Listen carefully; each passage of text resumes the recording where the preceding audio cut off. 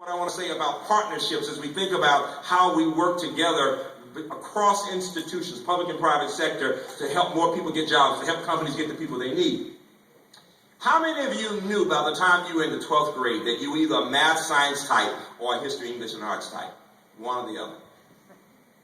Now, you might ask yourself the question, well, how did I know when I was 15 or 16 that I was either math, science, or history, English? Usually, if I ask you that question, you would say, well, I was just better in the other area. Or you might say, well, I was a little afraid of this, or I didn't do as well in this. You see, teachers send messages to students all the time without ever saying a word. For example, if you're not getting it like this, typically, a very nice teacher would just look at you as if to say, we'll get you through this. In other words, but don't you ever come back again. All right? And in our country, we tend to think that if you don't get it like this, it's not for you. I spent 5 years as a part of a trilateral study group focusing on competitiveness between 3 countries at the time, Germany, Japan, and America. And I was the person representing education for our country. And I studied Japanese mothers. She would have 2 kids. One kid would get it like this. The other kid would take longer, but she would just say, but she'll get it. And the expectation was that, well, of course, people learn in different ways. You know, some of you heard me talk about my mother being a teacher, and she taught me, and I got my worst grades in her class. And she would always get me, though, because, quite frankly, she knew that I can memorize anything fast. But she also knew that I'd probably lose it fast, too. And she also knew that when I was remembering fast, I would give it back to the teacher just that way. And you may not know this, but if you tell the teacher exactly what she said, she thinks you're brilliant. If you give her exactly the same words, she goes, oh, this is wonderful. She didn't even realize she said exactly that. And what my mother knew was I wasn't thinking about the work, I was regurgitating. And so what she would do would be to make sure I couldn't simply regurgitate, and as a result, I'd stumble and not do as well.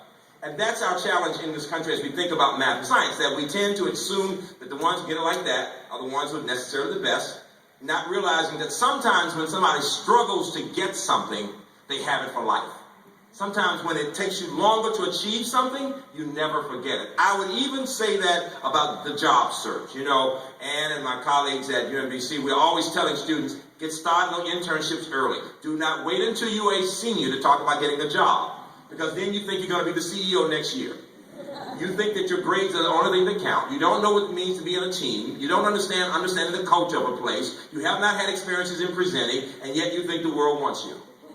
The only way somebody becomes realistic about what a company or an employer will want is if that student has a chance along the way to have experiences, to learn how to work with other people, to realize grades are not everything, but not everything, that learning how to think critically, solve problems, use the language of the company, present and write and ask for advice can be so helpful as some of those soft skills that we talk about. And so what is amazing to me is that some people who struggle in thinking through what they want to do, because most young people really don't know. They may say one thing, and when you tell them you may have careers, 4 or 5 careers, young people want that definite answer. They want to know, this is what I do, this is the right answer. So they're struggling, but I always say the more they struggle, the more they take the advice, the more they try different things, in the long run, the better off they will be. It's great to have had all kinds of experiences in internships because people get a chance to see what they like and what they don't like. I think that Breeding Success for your conference should focus on how we go across sectors to learn from each other.